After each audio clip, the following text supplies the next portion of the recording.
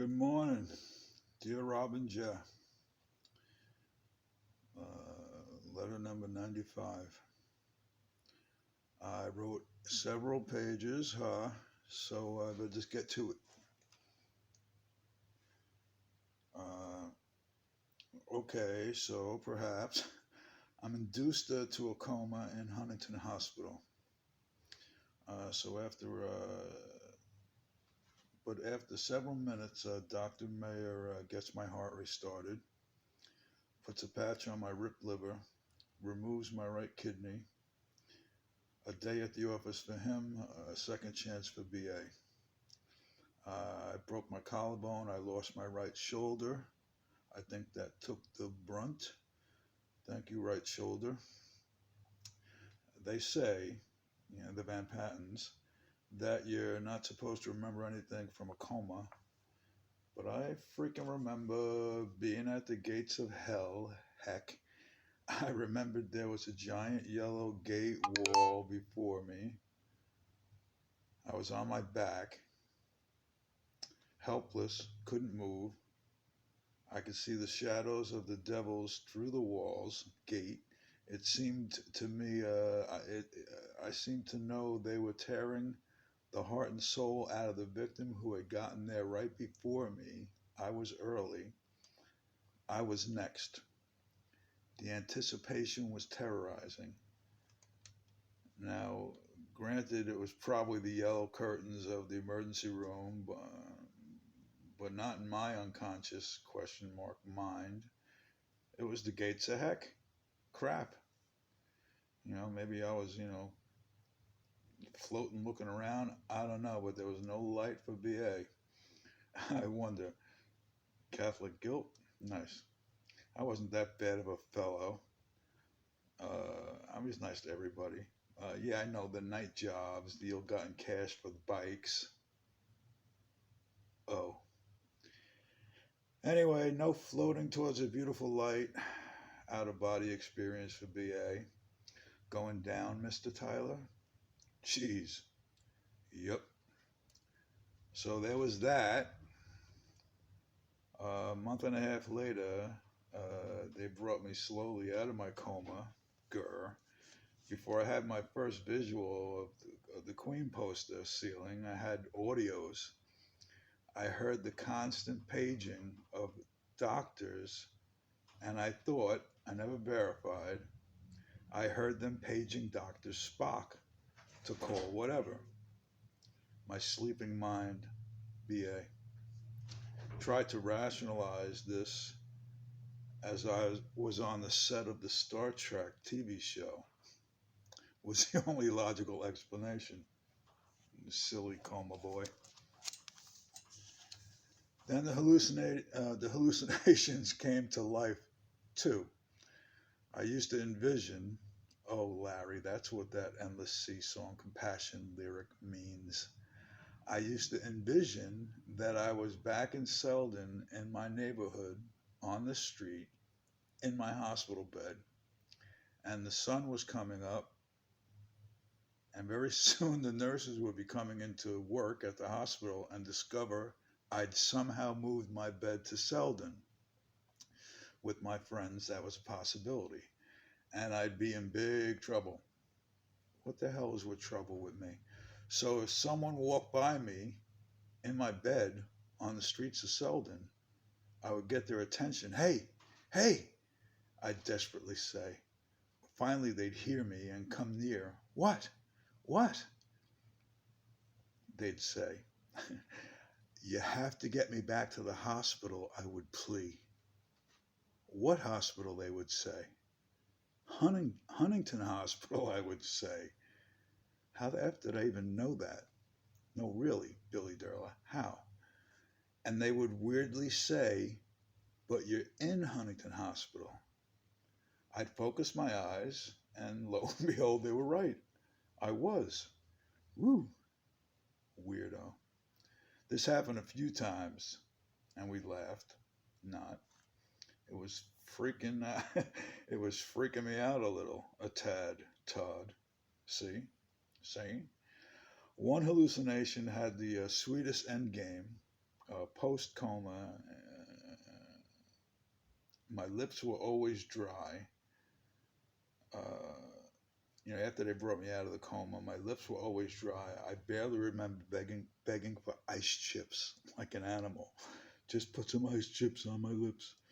So one time at that point, I envisioned again my traveling hospital bed, the circus, was outside on the hospital back lawn, and I could see a 7-Eleven across the road, and I could see their grape drink fountain machine, the old school ones like the soda shops, where you see the liquid go around and the condensation drops were freaking me out because I was freaking dehydrating or whatever the hell. You'd see them on the glass. It was freaking me out because it was out of reach and I couldn't get up. Grr. I remembered this to Gomez, dear friend, who was visiting a lot, and Huntington was far. And I'm pretty sure he told me one visit, I said to him, remember the other day when my bed was outside? And he said, yes, I do. Fun with Coma Boy. He helped me chew my steak there once. Good friend.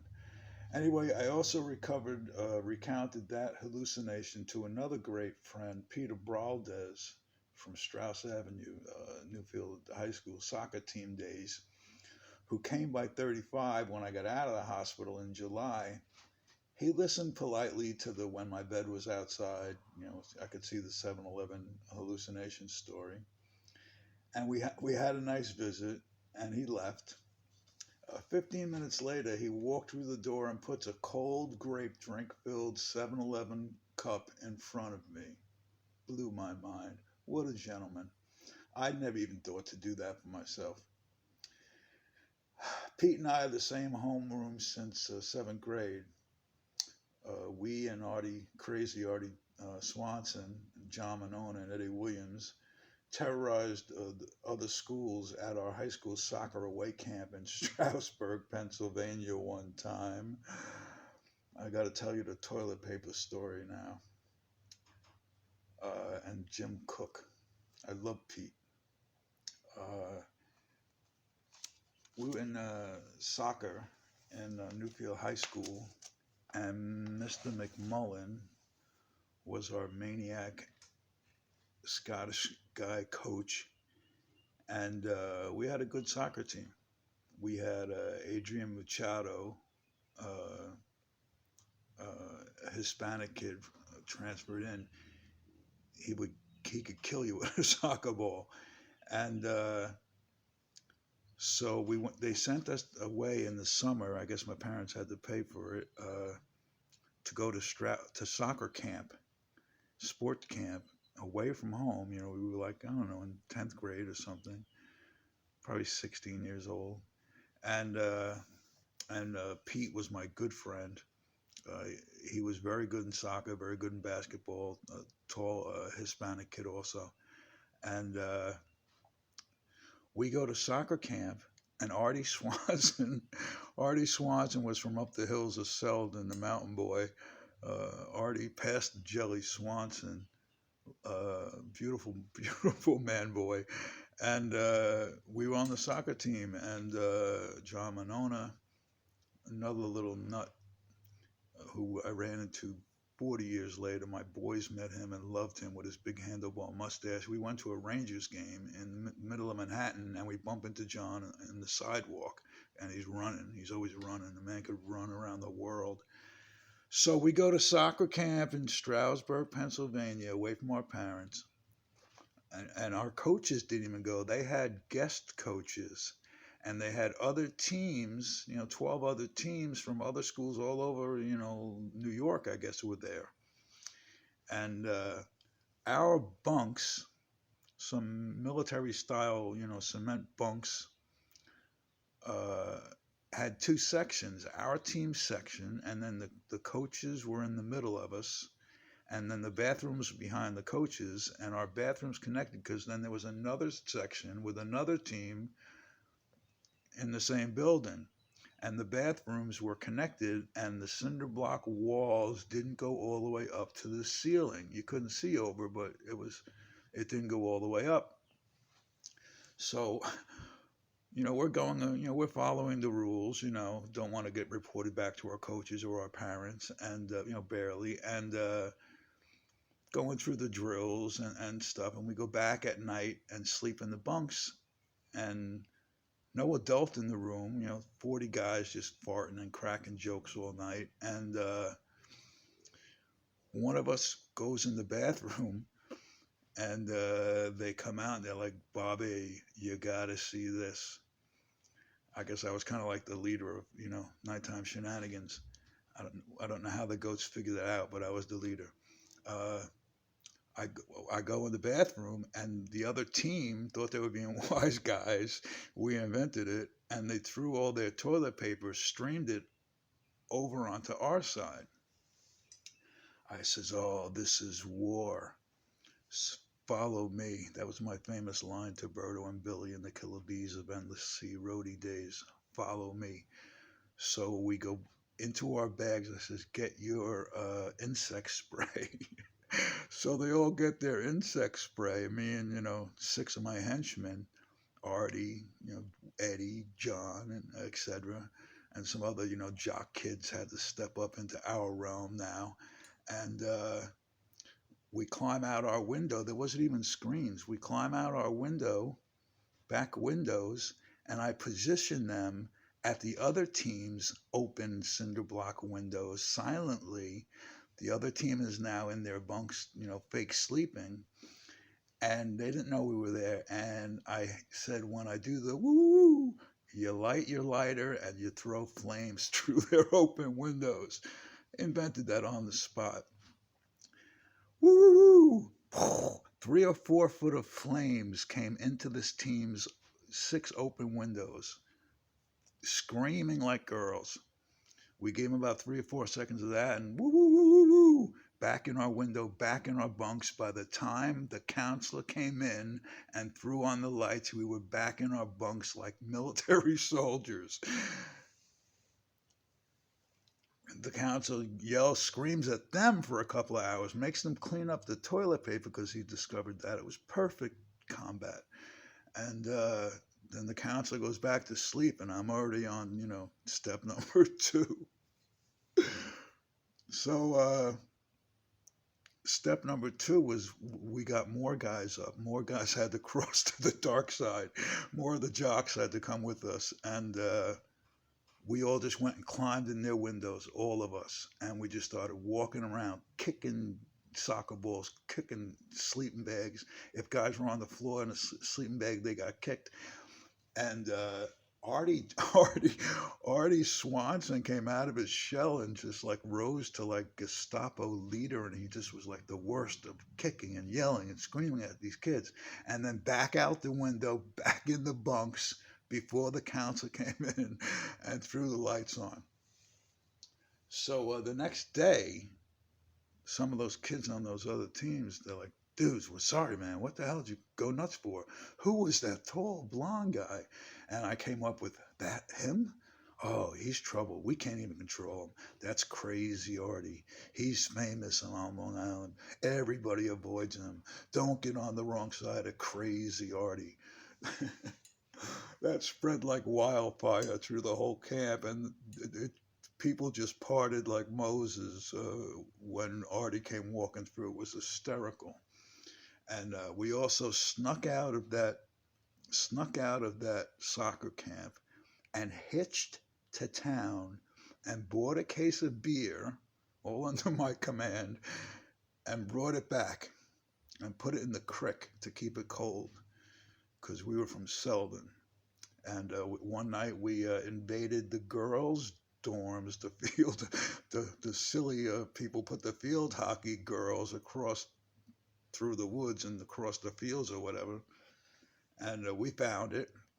And, we were torturing the girls for a while. And then we're walking back, and we had one flashlight. And I had 2 guys with me, 2 boys with me. And we're walking, and then our hearts stop because we see a flashlight coming towards us. That means it's a counselor on the path. So I tell them, walk straight behind me in a straight line. Don't say nothing. We're coming up to the flashlight. I have it on the ground, like we have to look where we're going as the other guy's doing the same. I shine it up at him. I says, "How you doing?" Deep voice. And he just thought I was another counselor walking two kids back. It was so funny. It was so BA. So we got back the next day. We took the penalty shot contest, and I wasn't really a great soccer player. You're supposed to kick with the laces of your boot. I used to toe it, and you're not really supposed to toe it because the towing isn't as controllable as kicking it with your laces. But the towing it's quicker. Boom. So and you got to fake the goalie. It's like you got a 50-50 chance. It's you shooting the soccer ball from 15 yards away, and one goalie standing right in front of you. Are you going to go left or are you going to go right? Is he going to anticipate you going left or right? I kicked lefty, which threw them off a little bit. For some reason, I kicked lefty. I don't know why. The goats don't know why. So I made it to almost like to the end of the penalty shot competition through all 12 teams, and I had my reversible gray red jersey that they gave me tied around my head like an Arab, and then my whole team did it in solidarity for me at the contest, and it was just crazy. And so me and Pete went through that, and then later on in life, I think the last time I saw him, because he eventually joined the Army. I think he did 20 years in the Army and moved out to California or something.